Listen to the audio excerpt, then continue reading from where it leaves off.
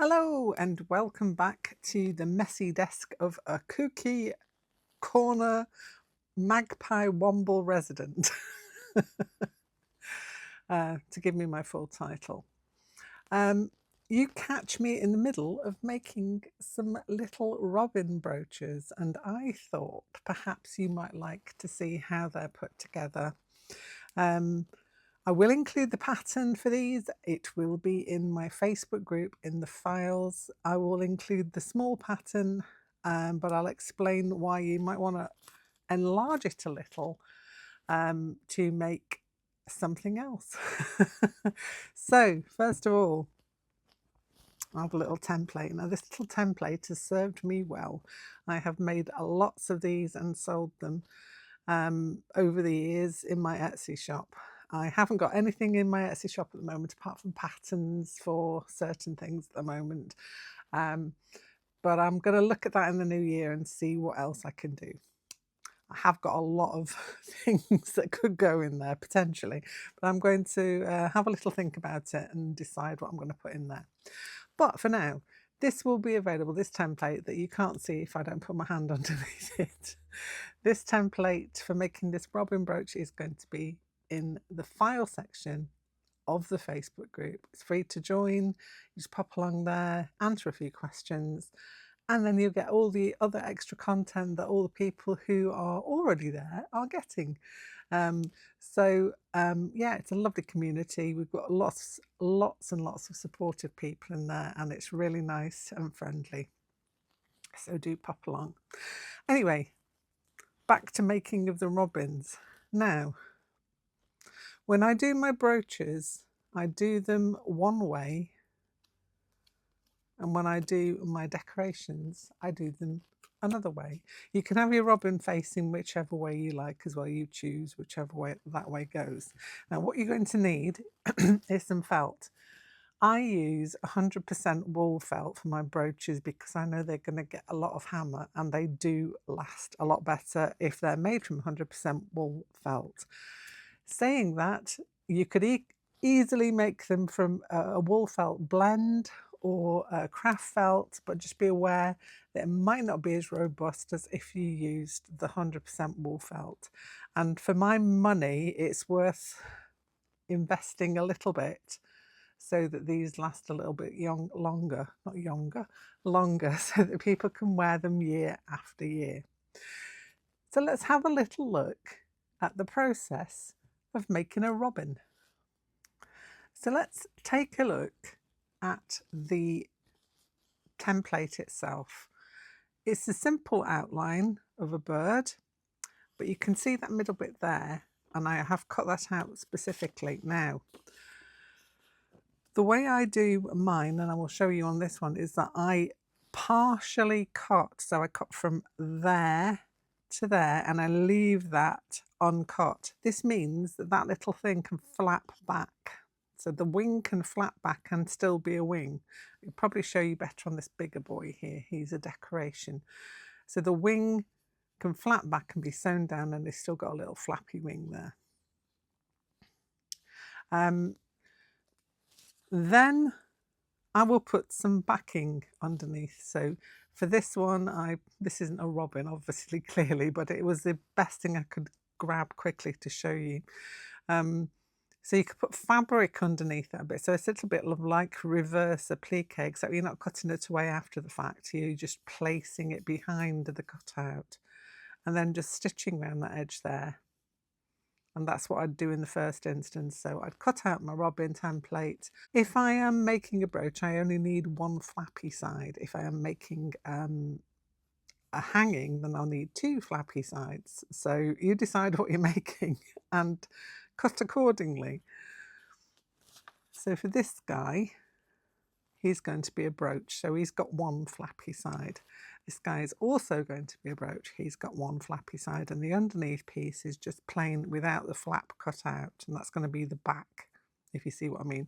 So you cut out two of these, and only one of them has a flap cut out if you're doing the brooch, and both of them has the flap cut out if you're doing a decorative hanging.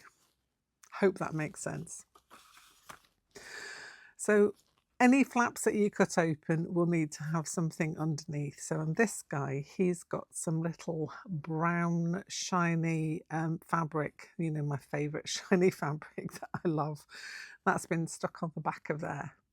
And you can sew into this. It is possible to sew into this, but I'm only going to sew into certain points of it because it has been stuck down quite securely. And then I will put a couple of stitches just under the wing there. I don't know if you can see where the wing is, just to hold it open. Let me show you on this one. So if you can see there, it's got a little stitch to keep that open. So you've still got a nice flappy bird. Then I will add in any decorations for the breast of your robin and the beak, and add in the eye. So let me show you on this one. This one's just got a plain felt, just red felt breast, and then he's got some little fabric added in underneath. So you've got like a little flash of fabric there. He's got some long stitches on his tail. Let me close that up. And again, I'll show you on this one, the long stitches on the tail and just couched down, and then little lines for eyelashes. You can do those in a gold thread if you want to. These are all optional for you to choose. You could do a lighter coloured robin. I quite like my little dark robins, so I've gone with quite a dark brown felt, but it's up to you what you've got and what you choose. Right, so I stitched round the fabric piece on this one, not stuck it down, so I've stitched around the edges as per this one here, all around there, just keep that in place. I have stitched around that edge only of the felt that's been added for his chest, because I'm going to go around the whole thing when I oversew all the bits together. Stuck on a beak.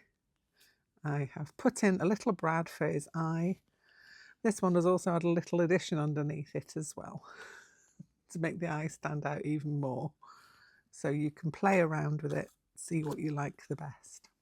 It really is quite a simple thing once you have an idea of how it's put together.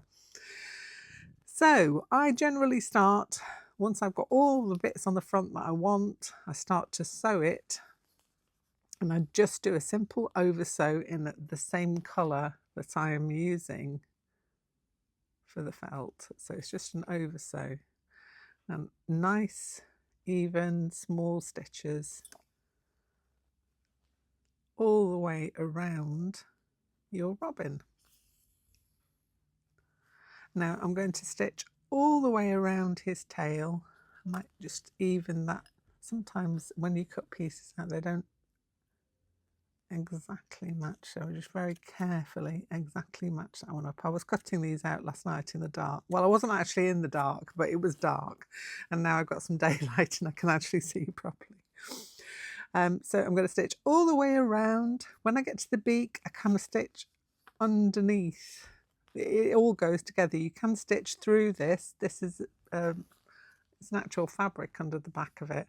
It's just a little harder to stitch through. So sometimes it's just easier to try and do an underneath so those get joined together. When I get to the breast, I stitch through all the 3 layers that are there, all the way around there, until I get to about there. And I leave myself a small gap, because what I do then is to add a little bit of polyfill stuffing, toy stuffing, just to give him a nice plump, squishy kind of body. So I'm going to do that now. I'm going to stitch all the way around. I might come back when I get to the beak just to show you what I mean about how to get yourself around that little situation there. I mean, you could stick the beak on after it's been sewn if you wanted to. That's also an option. It really is up to you how you do it. So I'm going to go away and finish up to there, and I'll come back when I'm doing the last bit of his beak. Okay, so I've got to the beak part, and what I'm going to do is, instead of going through the glitzy bit, I'm kind of just ignoring it. I'm ignoring your glitzy bit. very rarely ignore a glitzy bit. That's a certainty. You don't often catch me ignoring glitzy bits. Glitzy bits I embrace fully, but for this situation. So if you wanted to, you could actually put your needle where the beak point is. It will go through. See, it does go through. You're in danger just of slightly displacing some of the glittery bits, but sometimes just one stitch in that bit is good to hold it on. It's glued down really well. I used the gem tack for that, the beacon gem tack, so it is glued on very securely. I think if anybody's been in my tutorials before, you will know that I have varying glues that I like. This is the beacon. I don't know, it's been very well used, this little bottle. I've got a big bottle that I refill this from. It's the beacon gem tack, and it's a permanent glue. So I use that to attach my glitzy bits. There are other glues available. I'm just showing you which ones that I use.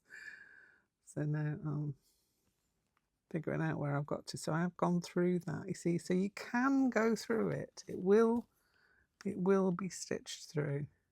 It's just a little bit more awkward. So now I'm going to continue all the way around there, leaving about 1 inch to 3/4 of an inch gap just before I get to where I started. So I've got to the bit to where I've got a little gap left. I've got some of this polyester fluffy stuff. You could use aughts, you could use any other stuffing fabric that you've got. You could use a pure wool if you wanted to, because that's quite nice to stuff with. I've got some pure wool stuffing that I use for my bears. So I've got a little dowel rod that I'm using to lightly stuff. You don't want to push loads of stuffing into this. This is just to give it some dimension. So you're not trying to make it as full as possible. You're just a light padding, should I say, just to give it a bit of squishiness. A little bit more. I leave the tail flat. I don't push any stuffing into that part. I just push it into the main body part there. So that bit there. If some does go into the tail by an accident, it doesn't really matter. So you can see I didn't use very much at all to finish that up. Making sure that's all tucked in, I can continue along with my oversew stitch. Now, for stitching purposes, I have been using this DMC cotton pearl. You could equally use stranded thread as well. So this is a stranded cotton, and about 2 strands of that would also be an option you can use. You could use sewing thread if you want to, but I'd make sure you use 2 lengths of it. So if you've got a matching sewing thread, that would work as well. Basically, whatever you have to hand that works. Don't go out and buy anything specifically. I always try and say, try and use what you've got to hand. If you think about it, there are many other options of things that you can use, so just try them. If it doesn't work, it's not the end of the world, and you've learned what will work and what won't without spending anything. Okay, so I've taken I made a little knot. I've taken the thread through to the back, losing it in the body of the bird. I'm just going to trim it down, and you can't even see it's there. Now, what I want to do, because mine's going to be a brooch, I have got some brooch backs like these. You could use a safety pin, that would work as well. So if you've got safety pins, also a thing that you could use. I've got a whole load of these because I've made a whole load of these. So I've still got some left to use. And I'm going to use this stranded cotton because I've got that spare at the minute to attach it with. Actually, I need to split some off there. There's too many strands. There we go.